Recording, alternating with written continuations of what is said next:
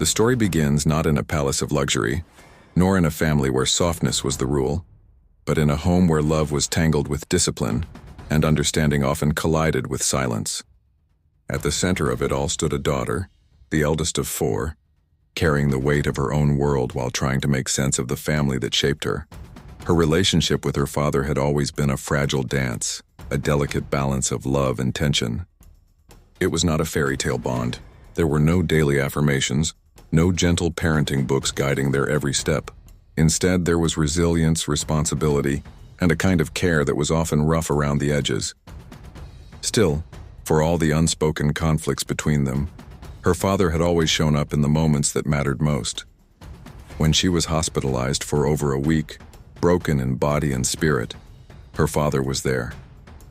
He helped cover the costs, stayed near her side, and tended to her when she could barely stand on her own. But what made this moment unforgettable was not just the hospital stay, it was the reason behind it. She had just lost her baby boy, a stillborn son, a child she never got to hold alive in her arms. The grief was unlike anything she had ever known.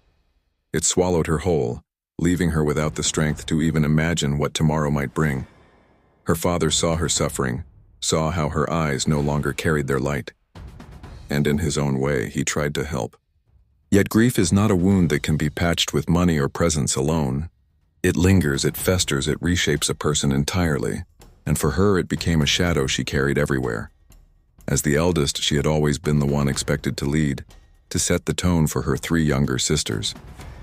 But her sisters, too, were battling storms of their own, each with mental health struggles that made the household heavy with tension. Arguments broke out like summer storms, misunderstandings piled high. And for the eldest, already drowning in her grief, it often felt unbearable. She was living in a house where everyone was hurting, but her pain was somehow invisible. What cut deepest were the words her father chose when she needed gentleness most. Once, when she told him she only wanted to rest, to close her eyes and dream of her baby, he looked at her and told her to move on. Move on. From her son, from her grief, from the love that had been so quickly torn away. The words landed like knives. How does a mother simply move on from the memory of the child she lost? But the comments didn't stop there. Her father often repeated phrases that clung to her heart like weights. Remember this day. She's too proud of herself. She is really testing me. Words that seemed to brand her as ungrateful or arrogant, when all she truly wanted was space to breathe, space to grieve.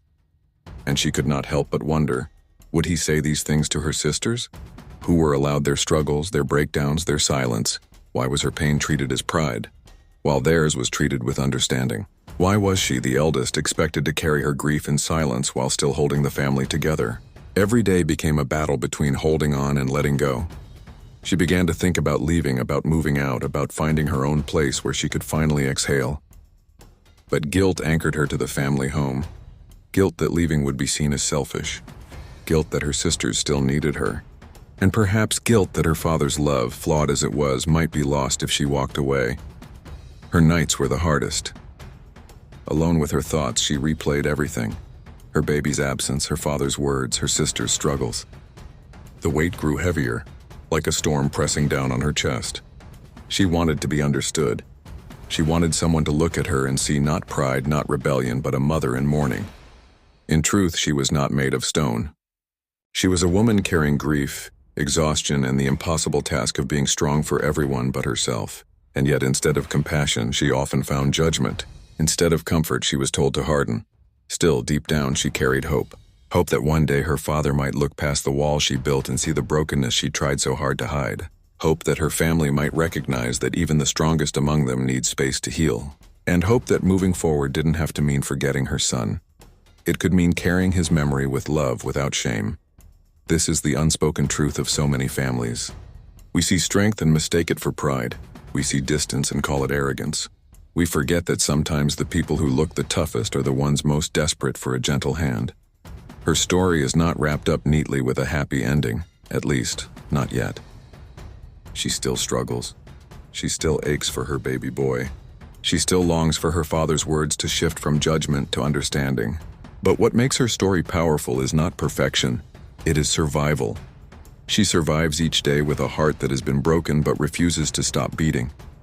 She survives in a house that often feels like a battlefield, still finding reasons to love the very people who sometimes wound her the most. She survives with hope. Hope that one day she will live in a space where grief is not seen as weakness but as the price of love. And in that survival lies a lesson for us all. We may not understand another person's pain, but we can choose kindness over judgment. We may not heal someone else's wounds, but we can choose to walk beside them instead of pushing them to move on. Because grief never truly leaves. It simply becomes part of the person left behind. Her story is one of loss, but also of quiet resilience. And maybe, just maybe, by telling it, others who carry invisible burdens will feel a little less alone.